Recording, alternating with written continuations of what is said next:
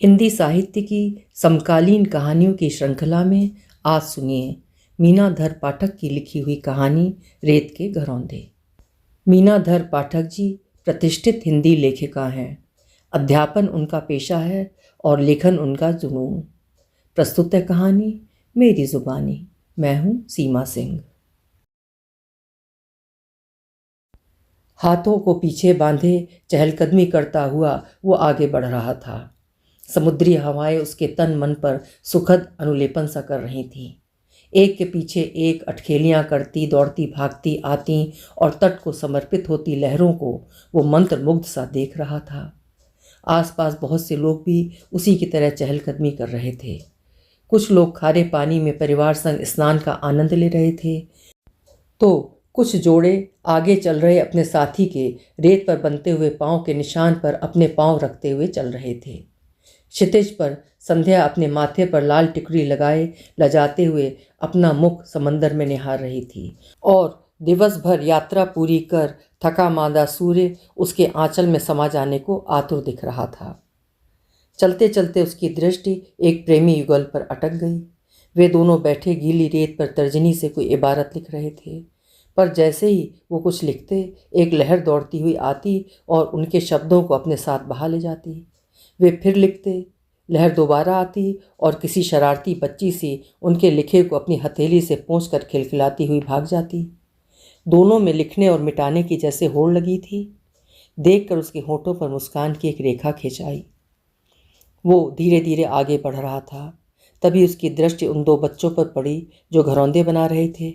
वो उस ओर बढ़ गया। उसने देखा कि एक तरफ लड़का रेत पर बड़ी बड़ी बिल्डिंगें, सड़कें और गाड़ियों की आकृति उकेर रहा था, तो दूसरी तरफ लड़की पहाड़, नदी और वृक्ष के बीच एक छोटा सा घर बना रही थी। क्या इतना छोटा सा घर बना रही है? इधर देख, कितनी बड़ी बिल्डिंग बनाई मैंने, लड़के ने कहा। पर लड़की ने जैसे सुना ही नहीं। वो अपने उस छोटे से घरौंदे को सुंदर आकार देने में तल्लीन थी। लड़के ने घूम कर देखा और लड़की के घरौंदे पर हाथ फेर दिया। लड़की पहले तो फटी आंखों से उसे देखती रही, फिर उस पर झपट पड़ी। लड़का भागा। रुक, छोड़ूंगी नहीं, नहीं छोड़ूंगी तुझे, लगभग चीखती हुई लड़की उसके पीछे दौड़ रही थी। जैसे एक आवाज़ सागर की अतल गहराइयों से उठकर लहरों की सवारी से उस तक पहुंचने लगी थी। रुक, छोड़ूंगी नहीं, नहीं छोड़ूंगी तुझे। अचानक उसके होंठ हिले। गंगा और स्मृतियों के ज्वार ने उसके अंतर को हिलोड़ दिया। तब वो मुंबई के एक चाल में रहा करता था। अपनी तमाम आर्थिक परेशानियों को दरकिनार कर उसके पिता ने पास के ही एक सामान्य से स्कूल में उसका नाम लिखवा दिया था। वो भी अपनी पढ़ाई को समर्पित था, जहाँ आसपास के बच्चे उन सकरी गलियों में दिन दिन भर लड़ते झगड़ते खेला करते थे, जहाँ बाहर का शोर द्वार खटकाए बिना ही भीतर चला आता था, जहाँ दीवारें भी बोलती थीं, वहाँ वो अपनी पढ़ाई बड़े मनोयोग से कर लेता था। वे आवाज़ें उसे कभी विचलित नहीं करती थीं। कभी जब पढ़ाई से मन ऊबता तो वो माँ के काम में हाथ बटाने लगता या माँ के साथ समंदर किनारे घूमने चला जाता। कुछ दिनों से वो देख रहा था कि पास की एक खोली जो बंद पड़ी थी उसमें अब चहल पहल थी। मात्र 4 लोगों का परिवार था, माता पिता और 2 लड़कियां। एक लगभग उसी की हम उम्र, दूसरी कुछ बड़ी थी। उस छोटे से सकरे से स्थान में कोई कब तक एक दूसरे से अनभिज्ञ रह सकता था? कहाँ से आए, क्यों आए, क्या करते हो आदि प्रश्नों की गठरी लिए वहाँ के लोग जल्दी ही उन लोगों से घुल मिल गए थे और कुछ दिन बाद ही पड़ोसियों की मदद से वे आगंतुक किसी बिल्डिंग में मजदूरी करने लगे थे। स्कूल से लौटते हुए अक्सर द्वार पर बैठी छोटी लड़की को गोटियां खेलते या गुड़िया को सजाते संवारते अपनी दुनिया में मगन देखता तथा बड़ी को घर के काम में। उसका मन होता था कि जाकर उससे बात करे, पर जब भी वो उसके सामने से निकलता उसकी तन्मयता देख बोलने की हिम्मत न कर पाता। उस दिन लड़की नीली छींटदार फ्रॉक पहने अपने घर के सामने बैठी गुड़िया के केश बनाने में लीन थी। 2 चोटी गूंथ कर सफ़ेद रिबन से उसके कान के ऊपर सुंदर से फूल बने थे। वो दबे कदमों से उसके करीब जाकर खड़ा हो गया। तुम्हारा नाम क्या है? कुछ क्षण के मौन के बाद उसका स्वर फूटा। गंगा। उसकी तरफ देखे बिना ही वो बोली। नाम तो बहुत सुंदर है। अच्छा, लड़की ने चहक कर उसकी ओर देखा, जैसे पहली बार उसने अपने नाम की प्रशंसा सुनी हो। चलो, तुम्हें बोलना आता है, ये तो समझ में आया। का? कुछ नहीं, वो मुस्कुराता हुआ आगे बढ़ गया। अब तो हर दिन स्कूल से लौटने के बाद वो कुछ देर गंगा के पास चला जाता। धीरे धीरे गंगा भी उसके घर आने लगी थी। जब उसकी किताबें खोलकर वो पन्ने उलटती पलटती और चित्रों को देखकर उसके बारे में पूछने लगती, तब वो किताबों की ढेर सारी कहानियाँ उसे सुनाता।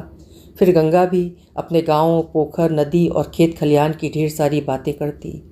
माँ भी उसकी भोली सूरत और मीठी बातों की मुरीद हो गई थी।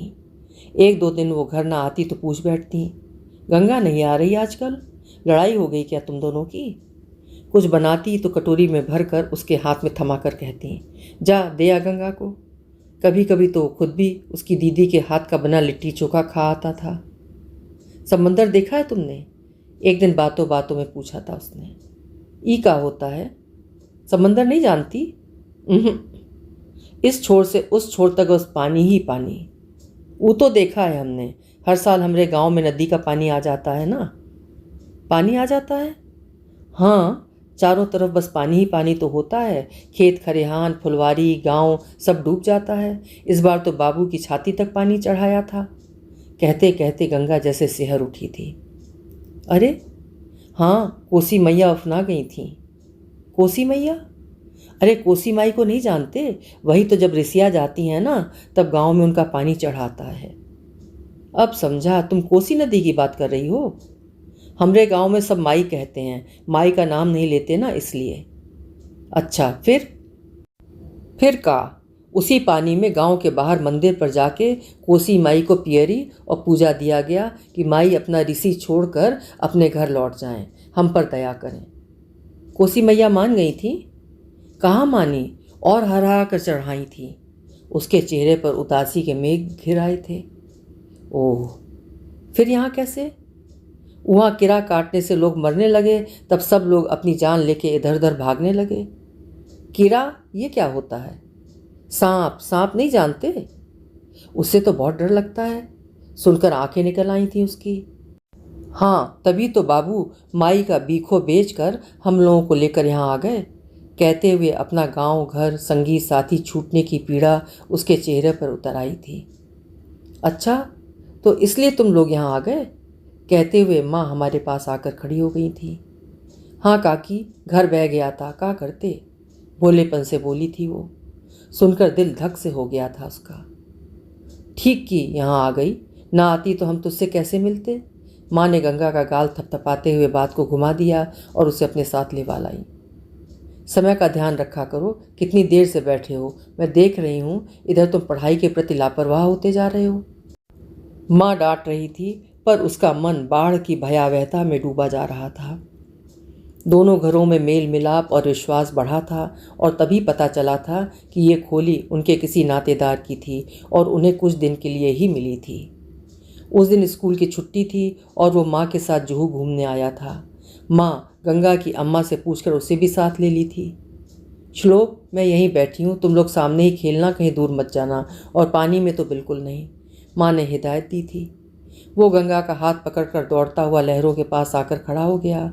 उनके आगे ही कुछ दूरी पर लहरें आ आकर लुप्त होती जा रही थीं और गंगा विस्मित सी उन लहरों को देख रही थी।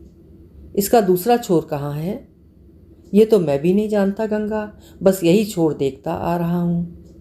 गंगा चित्र लिखित सी खड़ी थी कि उसकी बाँह पकड़कर खींचता हुआ वो बोला, अच्छा चल पानी में खेलते हैं।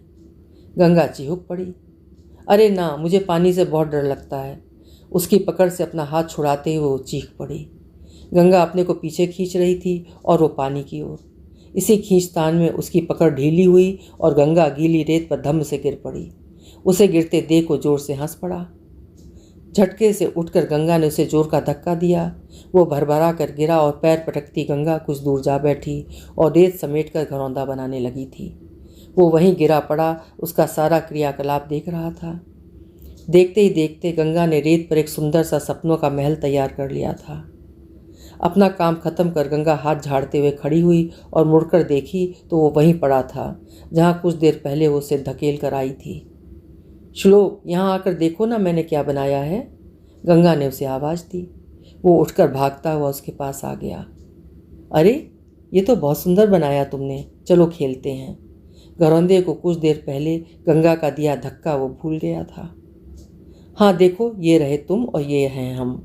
गंगा ने द्वार के पास बने पुतले और भीतर एक छोटी सी रेत की गुड़िया की ओर तर्जनी दिखाकर कहा और खिलखिलाकर हंस पड़ी। अब ठीक है। द्वार पर बने पुतले पर उंगली फिराते हुए बोला, नहीं, ये तो यहीं खड़ा रहेगा जैसे गांव में बड़का बाबू के द्वार पर मंगरू चाचा खड़ा रहता है। गंगा दोबारा उसे गढ़ने लगी। उसने फिर से बिगाड़ दिया। गंगा ने फिर से गढ़ा। मैं और पहरेदार अब उसके माथे पर बल पड़ गए। हाँ, हटा इसे। नहीं। अच्छा तो ये ले, ये ले। धप धप धप घरौंदे पर पैर पटक दिया उसने। अवाक होकर गंगा ने रेत हुए अपने घरौंदे को देखा और दूसरे क्षण झपट पड़ी उस पर। वो भागा। मैं नहीं छोड़ूंगी तुम्हें, नहीं छोड़ूंगी। वो सरपट भागता उससे दूर निकल गया था। गंगा थक हार कर वहीं बैठकर फूट फूट कर रो पड़ी थी। देख, रो मत, माफ़ कर दे, मुझसे गलती हो गई। चल, मैं बनाता हूँ तेरे लिए सुंदर सा घरौंदा। आवाज़ सुनकर वो एकाएक ठिठक पड़ा। स्मृतियों की डोर टूट चुकी थी। उसके सामने ही वो लड़का उस लड़की के आंसू पोंछते हुए अपनी गलती स्वीकारता उसका मनोहार कर रहा था। देखकर उसकी आंखों में एक बार फिर से गंगा की सूरत घूम गई। वो भी जार जार रोई थी, पर उसने एक बार भी उसे सॉरी नहीं बोला था। हाँ, माँ ने खूब डांटा था उसे और गंगा को दुलार कर चुप कराया था। उसे याद आ रहा था, उस घटना के कुछ दिन बाद ही छोटे चाचा के ब्याह में जाना पड़ा और जब लौटा तब वे लोग अदृश्य थे। उसकी आंखें गंगा को तलाशती रहीं, पर वो नहीं दिखी। एक रात माँ को पापा से बातें करते हुए सुन रहा था। माँ कह रही थी, गुप्ता जी के घर गई थी, पता चला कि पड़ोस के लोग अपने गांव चले गए। हर साल कोसी लोगों की खेती, मवेशी, झोपड़ी सब कुछ ली लेती है, नहीं तो अपना घर गांव गिराव कौन छोड़ता है भला। लोग दाने दाने को मोहताज होकर कहाँ कहाँ नहीं भटकते। भला हो इनके उस जान पहचान वाले का जिसने इन लोगों को कुछ दिन के लिए खोली दिला दी। उसी वजह से इन लोगों ने दोबारा अपनी गृहस्थी बसाने लायक कुछ रुपया पैसा बना लिया होगा, तभी गांव लौट गए। ठीक ही किए, अपनी धरती छोड़कर आखिर कब तक परदेश में रहकर मजदूरी करते। पेट इंसान से जो न कराए। माँ का एकालाप सुनकर ऐसा लगा जैसे उसके हाथ से उसकी सबसे प्यारी चीज़ छूटकर रसातल में जा गिरी हो। तो क्या अब वे लोग कभी नहीं आएंगे माँ? नहीं बेटा, अब वे लोग अपने घर गए। पर उनका घर तो फूस तिनका जोड़कर फिर से बना लेंगे अपना घरौंदा। कौन सा उन्हें राजमहल बनाना है। तू सो जा, सुबह स्कूल जाना है। लेकिन माँ, ये कोसी हर साल क्यों उफना जाती है? अब मैं क्या जानूँ बेटा, बस इतना ही सुना है कि वो जब उफनाती है तब जिधर रास्ता मिलता है उधर मुड़ जाती है, फिर जब लौटती है तब तक न जाने कितनों को तबाह करके। आगे उसकी आवाज़ अवरुद्ध हो गई। उसकी आंखों के सामने बरसों पुराना मंजर घूम गया, जब बाढ़ में उसका पूरा गांव डूब गया था। मवेशी खोल दिए गए थे, जो जहां जा सकता था जान बचाकर चला गया था, पर जिनका और कोई ठौर ठिकाना ही नहीं था वे कहाँ जाते। उसी में भूख से मरने लगे, कुछ गंदा पानी पीने से तो कुछ सांप काटने से। हाहाकार मचा था। क्या बच्चे, क्या बूढ़े, लड़कियां भी, पर जो बचीं कुछ रुपयों के लिए बेच दी गईं। उसी बहाने वे जिंदा तो रहेंगी। अम्मा बाबू ने भी यही कहते हुए उन दोनों बहनों का हाथ किसी को थमा दिया था और वे भी रोते बिलखते बह गई थीं, दो अलग अलग दिशाओं में। अपना मुंह दबाकर सिसक पड़ी वो। क्या हुआ माँ? कुछ नहीं बेटा। गंगा और उसकी बहन के बारे में सोच रही थी। उसके माई बाबू ने उन्हें बहने से बचा लिया था। अपनी रुलाई रोकते हुए वो बोली, पर अगले साल बह गई तो उनका भाग्य। अब तू सो जा। माँ ने उसे सीने से लगा लिया था। पापा के खर्राटे गूंज रहे थे। माँ का पेट रह रह कर हिल रहा था। शायद वो भी गंगा की याद में रो रही थी।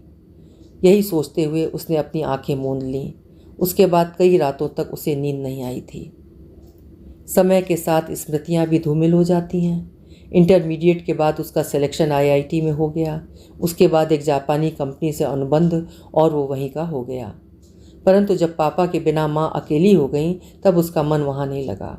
अपना देश, अपनी धरती और माँ के प्रति अपनी जिम्मेदारियाँ उसे यहाँ खींच लाईं। आज वर्षों बाद यहाँ आकर उन बच्चों को देखा तो बालपन की स्मृतियाँ उसके मानस पटल पर साकार हो उठी थीं। वापसी के लिए मुड़ने से पहले उसकी दृष्टि फिर से एक बार समंदर की ओर उठ गई। वो सोचने लगा कि कोसी गंगा में मिलती है और गंगा सागर में। कितना गहरा और विशाल हृदय है सागर का, जो सारी नदियाँ मीलों सफ़र कर भागती हुई इसके पास चली आती हैं और ये बाहें पसार कर उनका स्वागत करता है। परंतु फिर भी सागर कभी नदी नहीं बन पाता, जबकि नदी सागर हो जाती है। अभी आप सुन रहे थे मीनाधर पाठक जी की लिखी हुई कहानी रेत के घरौंदे। उम्मीद है कहानी आपको पसंद आई होगी। पसंद आई हो तो कहानी को लाइक करिएगा और चैनल को भी सब्सक्राइब कर लीजिएगा। कल फिर मिलेंगे। आपका समय शुभ हो।